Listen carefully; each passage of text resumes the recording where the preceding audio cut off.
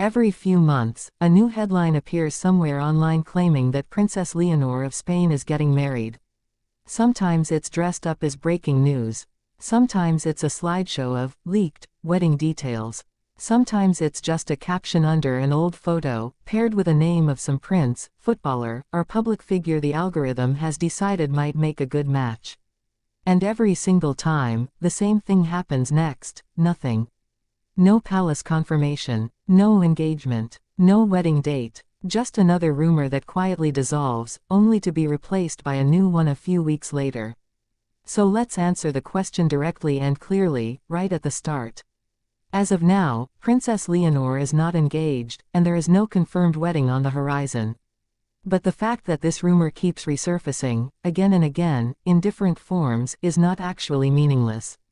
It tells us something real about how the Spanish monarchy works, why marriage matters so much to an institution like this one, and why the internet has become so obsessed with predicting who Leonor will eventually marry. To understand why these rumors spread so easily, you first have to understand what a royal marriage actually represents inside a monarchy like Spain's. This isn't simply two people falling in love and deciding to spend their lives together, the way it might be for anyone else.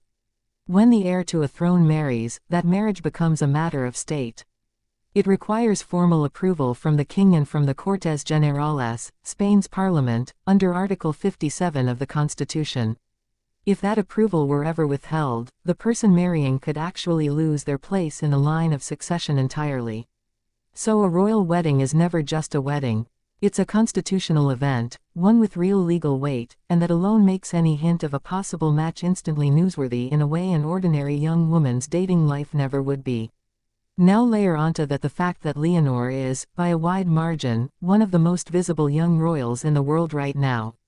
She's in her early 20s, she's the direct heir to a European throne, and she's currently moving through highly public phases of her life. From military training across the Army, Navy, and Air Force, to the start of a university degree in political science. Every public appearance she makes gets photographed from multiple angles and circulated within minutes. That level of visibility creates a kind of vacuum, and rumor tends to rush in to fill it. When people don't have real information about someone's private life, and that someone is famous enough to matter, speculation fills the gap almost automatically. It doesn't need evidence. It just needs a plausible enough name attached to a plausible enough headline, and social media does the rest. This is where it becomes useful to separate two very different things: legitimate royal watching journalism, and pure internet fabrication. Serious outlets that cover European monarchies, the kind that report on official visits, verified statements from the royal household, or genuine constitutional questions, are generally very careful about marriage speculation precisely because the consequences of getting it wrong are real. A false report about an engagement isn't just embarrassing, it can create diplomatic and political noise for a royal family that depends heavily on public trust. But alongside that legitimate coverage exists an entire ecosystem of social media content, particularly on platforms built around short viral clips, where completely invented pairings get created for engagement alone. Names get attached to Leonor with zero basis in reality, sometimes as jokes, sometimes as clickbait, sometimes just because a video editor thought two photos looked good. Side by side, none of this reflects anything actually happening in her life. It reflects how profitable her name has become as a search term. So if the rumors themselves are mostly noise, what's actually real? What do we know for certain about how Leonor's eventual marriage will work, whenever it happens? This is where the story gets genuinely interesting, because Spain's rules around royal marriage are unusually specific, and they reveal a lot about how the monarchy is trying to balance old tradition with modern expectations.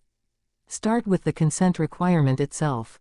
Article 57.4 of the Spanish Constitution states plainly that if someone in line to the throne marries without the express approval of the king and the Cortes, they and their descendants are excluded from the succession.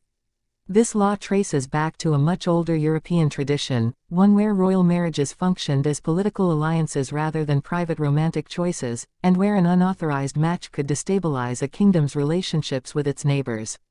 Spain's Bourbon dynasty carried this instinct through centuries of history, and when the current constitution was written in 1978, the framers chose to keep it rather than discard it as an outdated relic. It applies in full to Leonor today. Then there's the question of what her husband would actually be called, and this is one of the most genuinely interesting pieces of modern Spanish royal law. A royal decree from 1987 addressed exactly this scenario: what title does the husband of a reigning queen receive? Historically, across many European monarchies, a queen's husband was often simply styled king, sometimes even ruling jointly in a kind of shared sovereignty. Spain's 1987 decree took a different path. It established that Leonor's husband, once she becomes queen, would be titled prince consort, not king. While she is still Princess of Asturias, her spouse would hold the title Prince of Asturias by virtue of marriage, but that changes once she ascends, and the title of king is deliberately withheld from him. This wasn't an accident. It reflects a broader shift many modern monarchies have made toward treating the reigning monarch's title as tied to sovereignty itself, not something automatically shared through marriage, and toward avoiding the historical confusion of two co-equal monarchs from a single marriage. It's a small legal detail, but it says something meaningful about how the institution is trying to modernize without fully abandoning its older structures. There's also the matter of who would even be eligible. Decades ago, European royal houses often expected heirs to marry within royal or at least noble circles, treating marriages to commoners as scandalous or destabilizing. That expectation has largely collapsed across the continent. Leonor's own mother, Queen Letizia, was a television journalist before marrying Felipe, not a noblewoman, and that marriage caused no constitutional crisis whatsoever. Crown Princess Victoria of Sweden, Crown Princess Mary of Denmark before her husband's accession, and Kate Middleton in Britain all represent the same broader pattern: modern monarchies marrying into ordinary civilian life far more often than into other royal houses.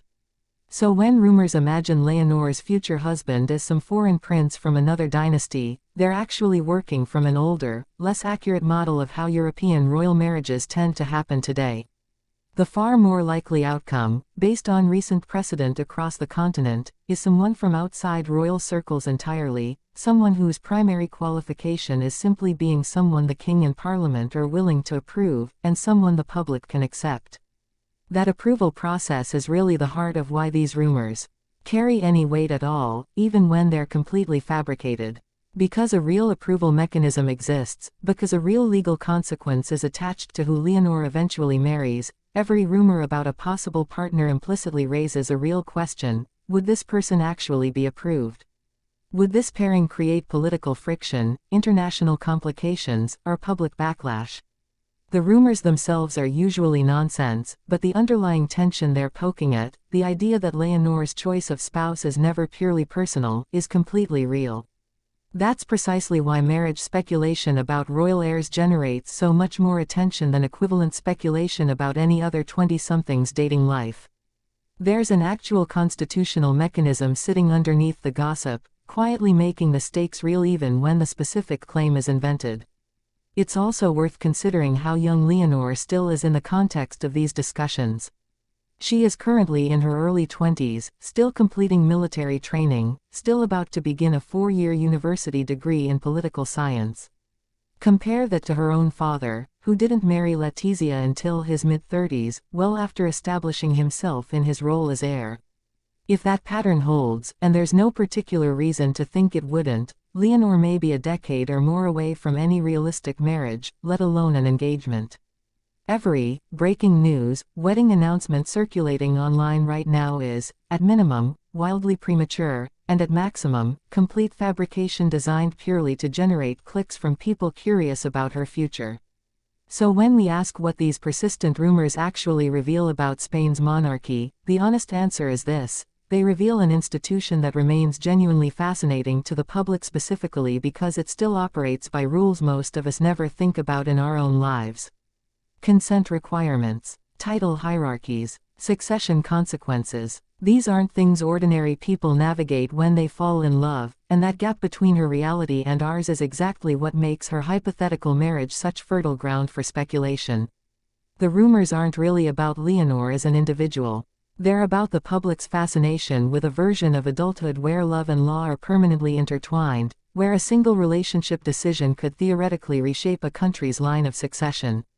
Until an actual announcement comes from the royal household of Spain, every claim about Leonor's marriage should be treated exactly the way you'd treat any unverified rumor. Interesting is a reflection of public curiosity, but not remotely reliable as fact. What is reliable is the legal framework waiting quietly in the background. Article 57 and the 1987 decree, rules written long before anyone knew who Leonor would grow up to be, rules that will eventually apply to whoever she does choose, whenever that day actually comes.